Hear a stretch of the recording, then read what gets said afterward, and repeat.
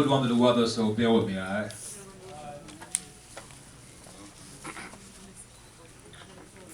I'm going to read from the book right here. We're going to take it to, the chapter is called Heart.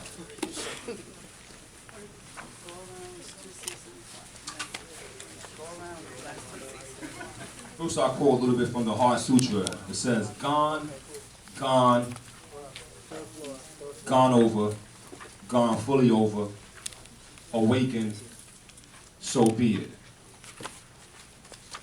I see that as real profound, to be gone. He says gone. And he's like, gone, gone over, gone fully over. Took it 3 times to realize. First time you get a call, sometimes you don't realize what it is to you. The second time, you may still be fighting yourself, fighting the call.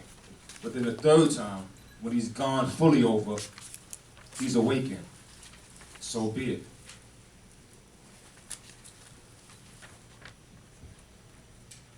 Now my editor forgot to give us the table of contents in the book, so we gotta. What page is it? 73. Thank you. That's Holy Warriors right there. 65. Thank you. That's the one. This is called Heart, a Street Parable of Courage. When someone is known to be strong in the streets, they say, that nigga got a lot of heart.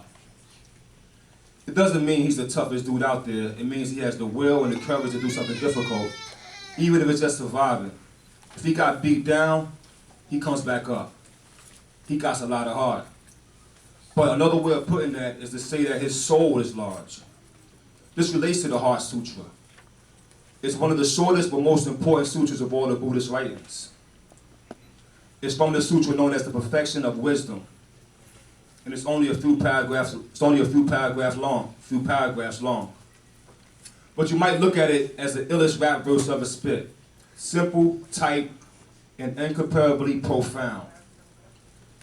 Now mostly the Heart Sutra is about being able to see the reality as it truly is, unclouded by the things human beings project into it.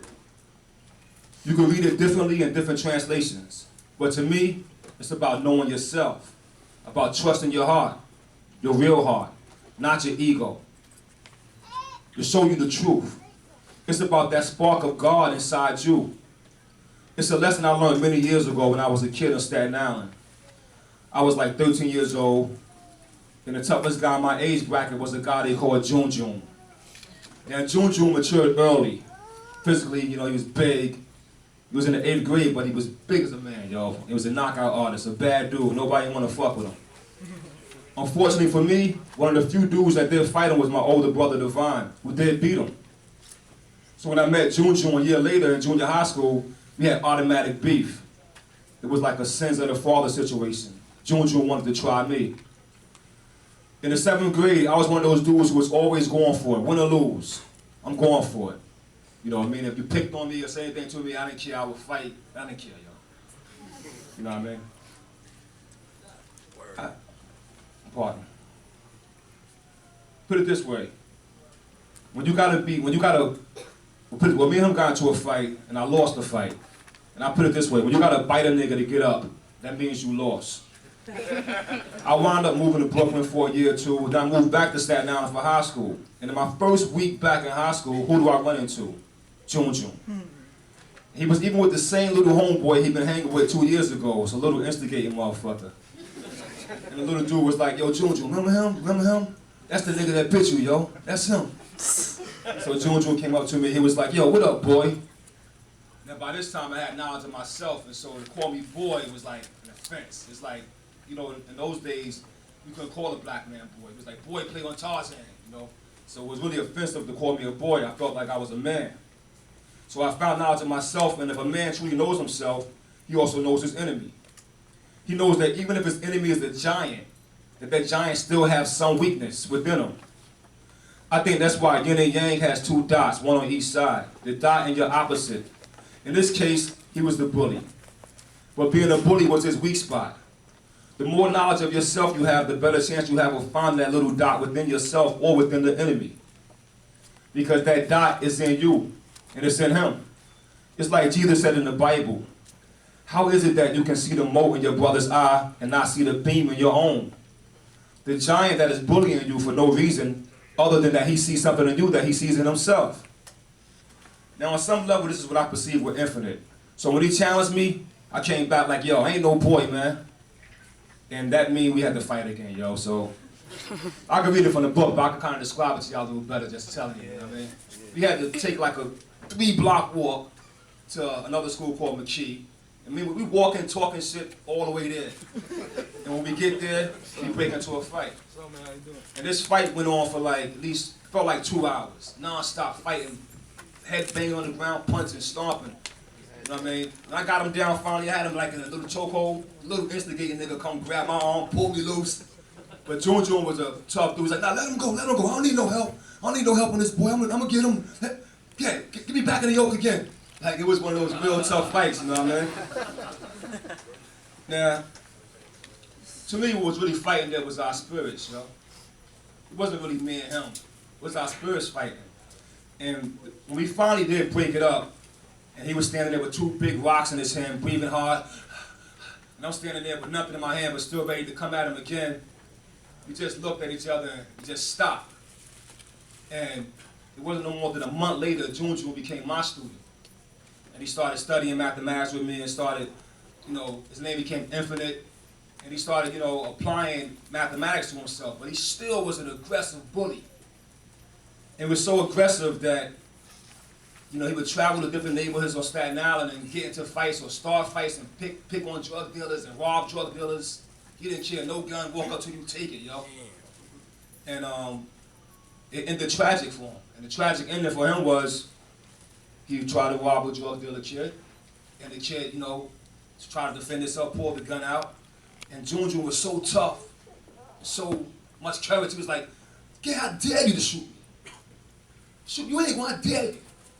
And then the dude shot him and killed him.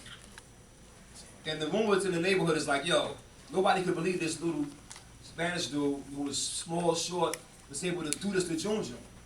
And some people wanted to get revenge on the guy. And one of the guys who wanted to get revenge was his cousin named Prince.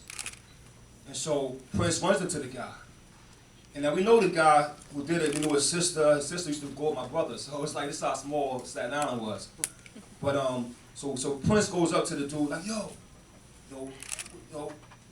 did my cousin and all this, and you know, really about to put the pressure on the kid. And the kid came back and was like, yo, I swear on everything I live, June made me do it. He dared me to do it. You know what I mean? And that's why I did it. And so, now the moral was this for me. No matter how big the giant is, or how much courage he got, his courage now becomes his weakness. So as you go through life and you're facing things and you feel like you're unpowerful, but that same power, when it's exploited wrongly, you know, taken to the extreme, becomes your weakness. And that was the case with June. His courage became his weakness. So we could say he had a lot of heart, but at the end, it was his heart that got rid of him, yo. The Heart Sutra says, the body is nothing more than emptiness. Emptiness is nothing more than body. The body is exact empty, and emptiness is exact body. And that sounds like a contradiction, but it makes total sense when you say, if your body is nothing but emptiness, and emptiness is nothing more than your body, let's let you know that, yeah, this is a shell. This is your shell, it's a vehicle for your mind. And it's empty in that sense that when the energy leaves it, it lies there empty. Many of us seen our loved ones unable to move, laid there, empty. No body, but yet a body. So then when you see this body in motion, then the body is exactly empty, then the emptiness is exactly the body. So now it reverses itself. So even though you see a body in motion, it's empty, but yet it's full. So there was one story about Bodhidharma when the monk was reciting the same sutra. He was like, the body is nothing more than emptiness, and emptiness is nothing more than body, and the body is exactly empty, and emptiness is exactly body, and Bodhidharma hit him in the head. Bang! Like, why do you do that? He said the body was empty, and how do you feel it? And then the monk had to contemplate again. So everything is saying is all based on perception, based on the moment of reference that you're talking about, or the moment of reference you're dealing with. The Heart Sutra, the Tao of Wu, the RZA, it's here for y'all to read. Hopefully you can gain something out of it. You know what I mean? If you can't gain nothing out of it, at least you got some lyrics in there for you. You know what I mean? I want to thank y'all for coming out, and this is my book, The Tao of Wu. I introduced it to you, y'all. Thank you.